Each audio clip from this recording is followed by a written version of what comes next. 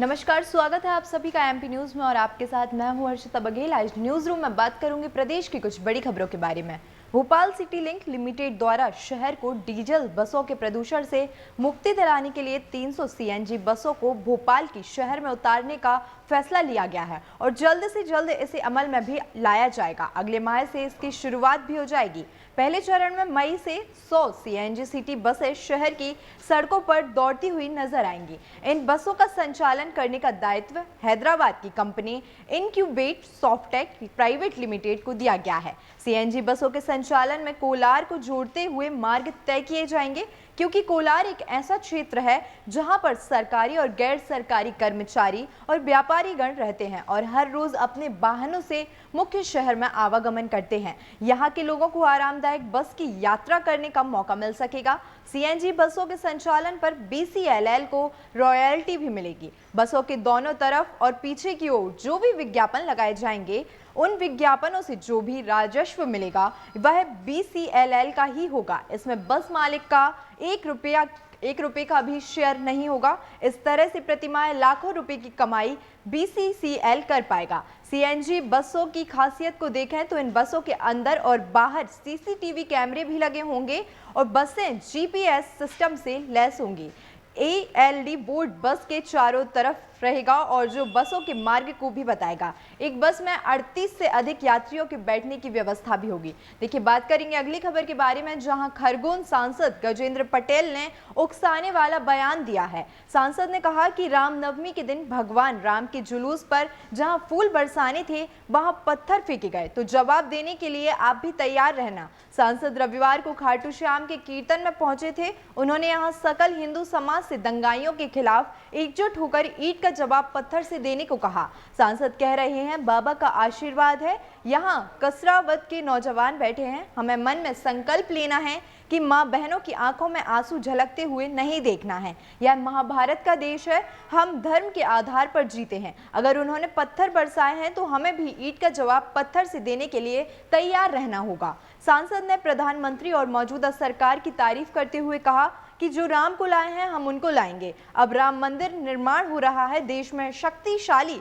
सरकार चल रही है। यह समझौता करने वाली सरकार नहीं है। इसके लिए पूरा हिंदू समाज भी ताकत से खड़ा रहेगा। देखिए, बात करेंगे अगली खबर के बारे में, जहां मध्य प्रदेश के गृह मंत्री डॉक्टर नरोत्तम मिश्रा ने नेता प्रतिपक्ष कमलनाथ पर जवाबी हमला करते हुए कहा है कि कमलनाथ एक महीने में 4 बार सोनिया गांधी की चौखट पर जाते हैं, लेकिन 4 घंटे विधानसभा में नहीं बैठते और फिर विधानसभा की कार्यवाही को बकवास कहते हैं। ये लोकतंत्र का अपमान है और लोकतंत्र का अपमान करना उन्हें अच्छा लगता है। प्रदेश सरकार के गृह मंत्री और सरकार के प्रवक्ता डॉक्टर नरोत्तम मिश्रा ने मीडिया से नियमित ब्रीफिंग में कमलनाथ के बयान को पीड़ादायी बताया। उन्होंने कहा कि पिछले 4 महीने में 4 बार सोनिया गांधी की चौखट पर जाने वाले लंबे समय तक केंद्रीय मंत्री, संसदीय कार्य मंत्री, मुख्यमंत्री, नेता प्रतिपक्ष रहने वाले कमलनाथ यदि विधानसभा की कार्यवाही को बकवास बताएंगे तो इससे ज्यादा चिंतनीय बात क्या होगी।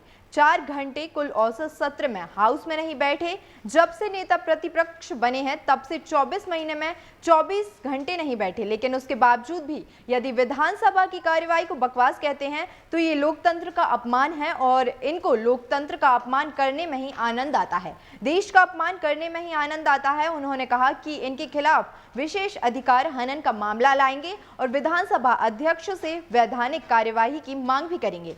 देखिए, बात करेंगे अगली खबर के बारे में, जहां शिवराज सिंह चौहान की कैबिनेट बैठक हुई और कैबिनेट मीटिंग में फैसला लिया गया है कि अमरकंटक में कोई भी नया निर्माण कार्य नहीं होगा। मुख्यमंत्री शिवराज सिंह चौहान ने कहा कि कुछ हमको कड़े फैसले करने पड़ेंगे। जैसे एक फैसला हमको करना पड़ेगा कि अमरकंटक में किसी भी कीमत पर नया निर्माण नहीं होगा। सीमेंट कंक्रीट का जंगल बनकर नर्मदा जी समाप्त हो जाएंगी। अमरकंटक को एक सैटेलाइट सिटी बनाएंगे। मैकल पर्वत के नीचे यहाँ लोग होटल और रेस्टोरेंट बनाएं, यात्रियों के ठहरने की व्यवस्था करें।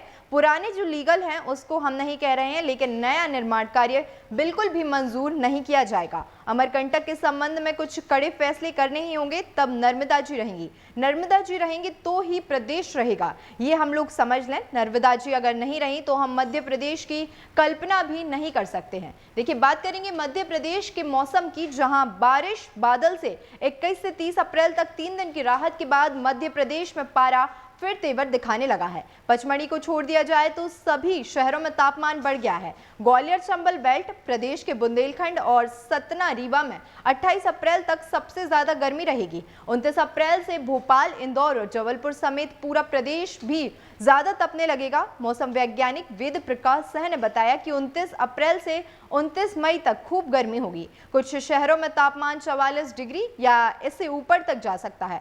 लगातार कई दिन तक हीट वेव चलने से दिन में भी लोगों को परेशानी का सामना करना पड़ेगा। प्रदेश में 29 अप्रैल से गर्मी कहर बरसाना शुरू कर रही है और भोपाल और इंदौर में गर्मी तो बढ़ेगी लेकिन हीट वेव नहीं चलेगी। प्रदेश में 29 अप्रैल से गर्मी कहर बरपाना शुरू कर देगी। इंदौर और भोपाल में गर्मी तो बढ़ेगी लेकिन हीट वेव नहीं चलने के आसार हैं। देखिए, ऐसी ही तमाम खबरों से जुड़े रहने के लिए बने रहिए आप एमपी न्यूज के साथ। एमपी की नब्ज, एमपी का हाल, मध्य प्रदेश की हर खबर एमपी न्यूज टीवी के साथ। लगातार खबरों के लिए सब्सक्राइब करें हमारा YouTube channel MP news TV. Latest updates के लिए बेल आइकन दबाना जरा भी न भूलें।